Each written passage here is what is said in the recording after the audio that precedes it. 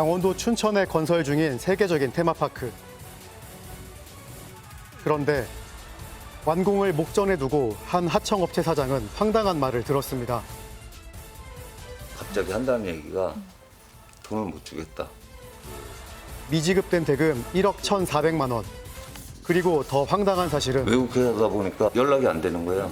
지금 고객님께서 전화를 받을 수 없습니다. 이례적인 상황에 업체 사장의 호소는 공허한 메아리로만 돌아옵니다. 그는 일한 대가로 왜 억울한 눈물을 대신 흘려야 했을까요? 사건의 배경이 된 강원도로 향했습니다. 먼저 피해 업체를 찾아갔습니다. 안녕하세요. 일을 하고도 빚더미에 올랐다는 말이 무슨 뜻일까요? 작년 4월 달부터 올 4월 달까지 했어요. 1년 계약 기간을 가지고 일을 하면서 작년 4월 달부터 대금은 우리가 월 단위로 해서 이제 다 받았어요. 다 받았는데 올 3월 달분, 4월 달분을 지급을 하지 않고 있는 거예요. 올 4월 달에 나타나 가지고 갑자기 한다는 얘기가 돈을 못 주겠다. 밀린 액수는 어느 정도 돼요? 1억 1,400. 강원도 춘천에 들어설 대형 테마파크 현장 작업에 참여한 시공업체 사장은 필요한 인물을 자체적으로 꾸려 작년 4월부터 이 일에 매진했다고 합니다. 그렇다면 이 업체가 테마파크 현장에서 한 일은 무엇이었을까요? 대관이 돼 있는 상태에서 저희는 선만 놓아서 땡기면 되는 거예요. 그 스피커 선이라 그래서 AVSC라 그래서 이제 그 통신 그 라인을 저희가 하는 거였었어요. 계약 이후 작업은 순조로웠습니다. 하지만 올해 A업체 대표가 현장을 방문한 뒤 문제가 시작된 건데요.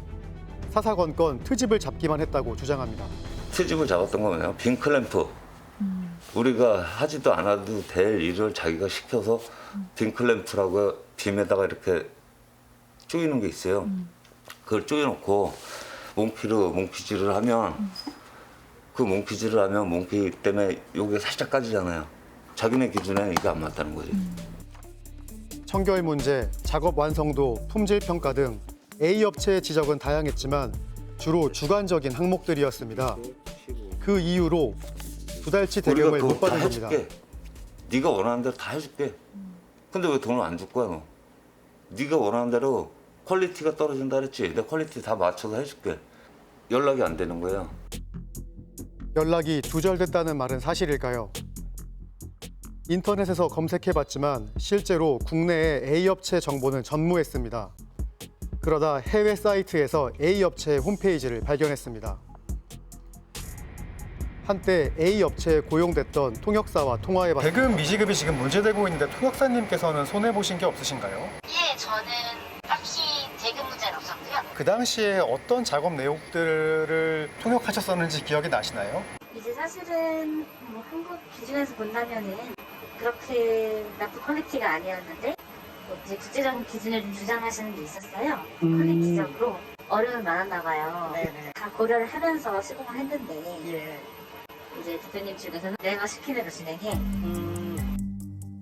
공사를 진행한 테마파크는 내년 5월 5일 개장을 앞둔 상태. 현재 공정률 95% 이상 도달했습니다. B라는 별도의 발주사에서 A업체는 하청을 받아 피해 업체에 재하청을 줬던 상황입니다. 그렇다면 발주사는 이러한 사정을 알고 있을까 확인해 보기로 했습니다.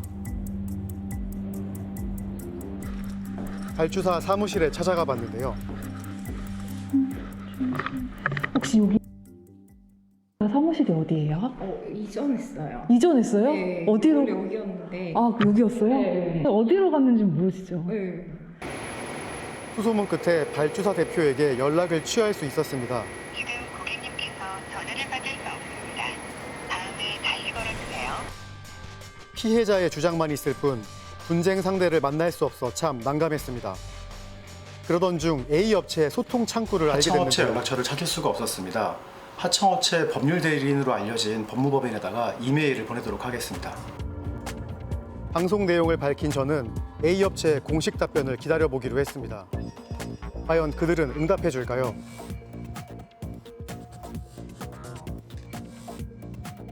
만약 이대로 해외에 근거지를 둔 A업체와의 연락이 끊어져 버린다면 피해를 입은 시공업체는 대체 어디서 어떻게 구제받을 수 있을까 고민스러웠습니다. 그리고 집행을 할 수 있는 재산이 없기 때문에 지금 제가 파악한 바로는 지금 이제 국내에 재산이 없는 걸로 이렇게 보이거든요. 상사중재원을 통해서 결정을 얻더라도 지금 국내 법인의 재산이 없으면 사실 뭐 중재 결정을 받는다는 것도 사실 의미가 크지는 않습니다. 지역사업 추진 중에 발생한 일인 만큼 강원도 측에도 해법을 구해봤습니다. 외국계 회사예요. 사실 너무 별개의 기관이라서 뭐 저희가 권한이 사실은 없거든요. 저희가 발주를 했거나 그러면 사실 저희가 책임이 있고 뭐 권한도 있는 건데 사기업에 저희가 끼면은 사실 그것도 좀 오히려 어떻게 생각하면 그쪽에 피해가 가는 거거든요. 그런데 뜻밖의 소식이 날아들었습니다. A업체의 법률 대리인이 경영진과 협의해 빠른 시일 내에 연락하겠다고 입장을 밝힌 겁니다.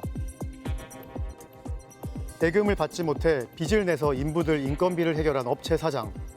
내색하지 못했던 회사 사정은 현재 악화 일로를 걷고 있다고 합니다. 작은 도시에 이렇게 있는 회사가 이런 것 때문에 1억 1,400이라고 제가 말씀드리지만 이것 때문에 너무 힘들어요. 네? 누구 하나도 뭐 그렇다고 내가 어디 가서 하소연할 데도 없고 그렇게 해서 진짜 너무 힘들어요. 우리 회사가 지금. 세계적으로 유명한 대형 테마파크. 그 명성이 부디 하청업체의 눈물로 지은 성이 되지 않기를 바랍니다.